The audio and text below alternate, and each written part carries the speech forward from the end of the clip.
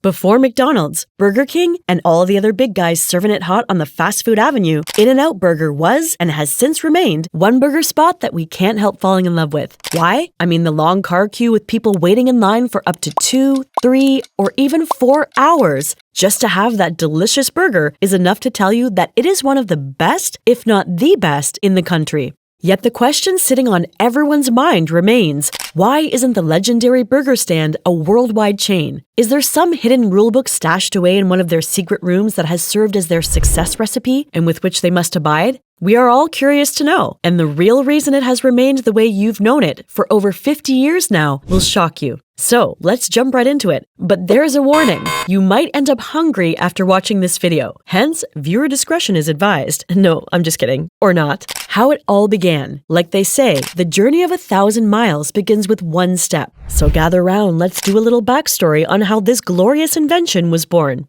Back in 1947, Harry Snyder and Esther Johnson, fresh out of World War II, were working their different jobs in the food industry. Esther worked as a manager at a restaurant in the old Fort Lawton up in Seattle, while Harry was out there schlepping food deliveries. Then, one fine September morning, while Harry was working his shift and dropping off meal packs, he happened to also deliver some at Esther's restaurant. And the moment their eyes met, sparks flew, my friends. And before you know it, they were hitched by 1948, just about a year later. Yeah, it happened just like the movies, a perfect match made in heaven, which eventually birthed one of America's finest fast food restaurants. They then scooted down to Baldwin Park, a small village in the California sun. There, in San Gabriel Valley, they birthed the OG In-N-Out Burger joint that very year. It started out as a dinky food shack, barely bigger than a closet, but they slung 2,000 burgers in their first month. Talk about hitting the ground running. Did I forget also to mention that they were the first drive-thru to have a two-way speaker system that allowed customers to order and get their food without the need to leave their cars. So you see where they got the idea for the name from. Pretty genius if you ask me. And this was just the beginning of what is now a billion-dollar company.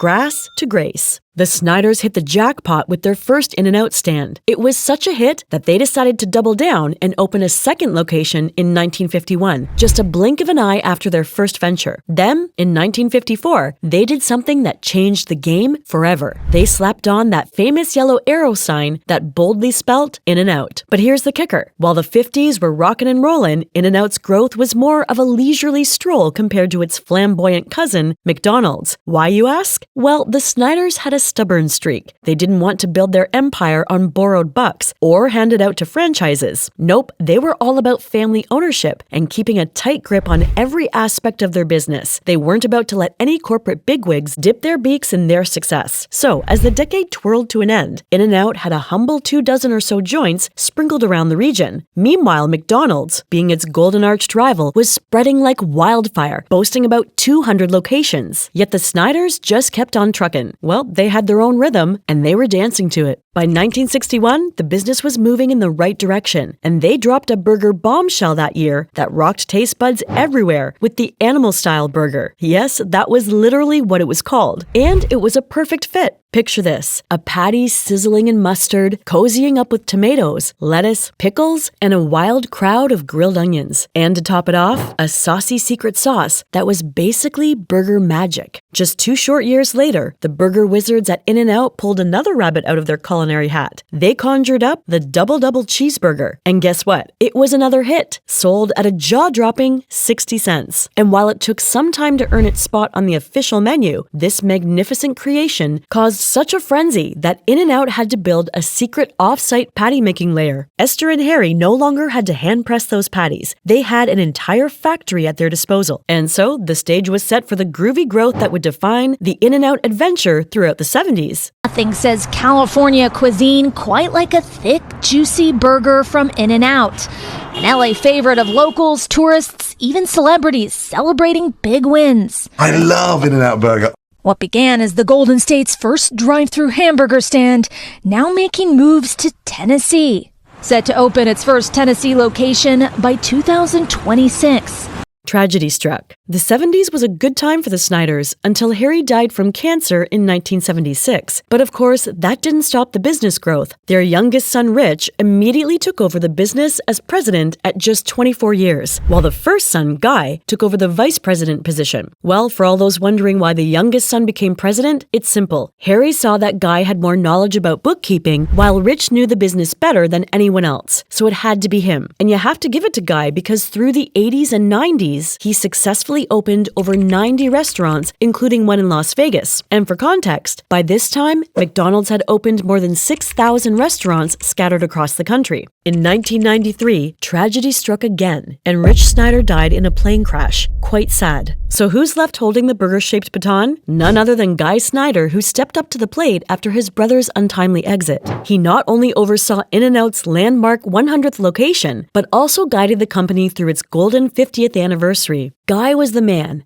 But boy oh boy, 1999 came along and dealt another cruel card. Guy, bless his heart, had an accidental overdose, leaving his mom Esther in the driver's seat of the family business. Esther, the ultimate matriarch, not only kept the ship afloat, but sailed it to a whopping 200 locations by 2005. And just a year later, she passed on at 86 years old. The torch then passed to the next generation, Guy's daughter and Esther's only grandkid, Lindsay Snyder, who carried on with the family's business until today.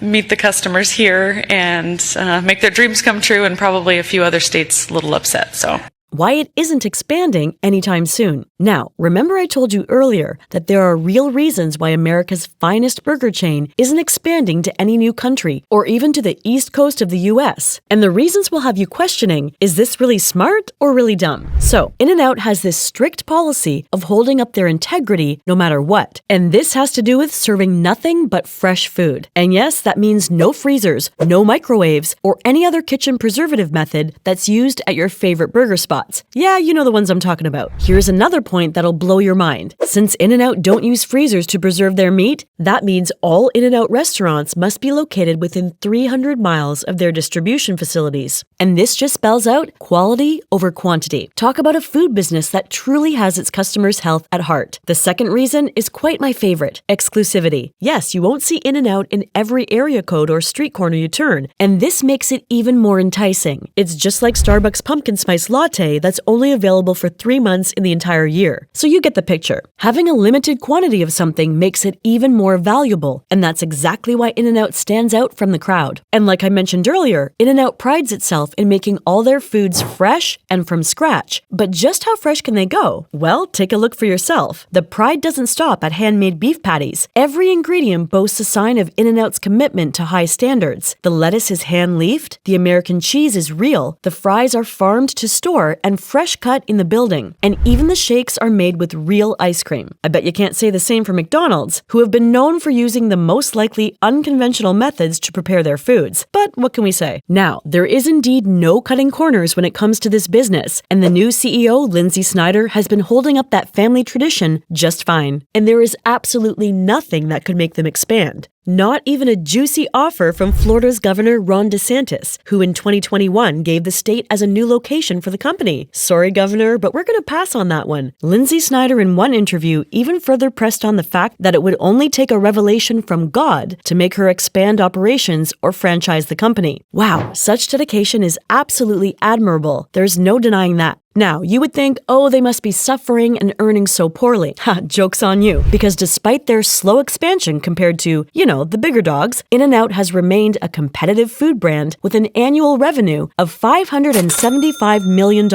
as of 2022 and a net worth of $3 billion. It has even become the favorite burger spot for some celebs in the US, such as Julia Child. That was way back. Anthony Bourdain, Gordon Ramsay, yeah, I was surprised too, and Paris Hilton. I mean, she was even given a speeding ticket just because she was really hungry and needed to get to the nearest In-N-Out burger so bad. Talk about a loyal customer to the core.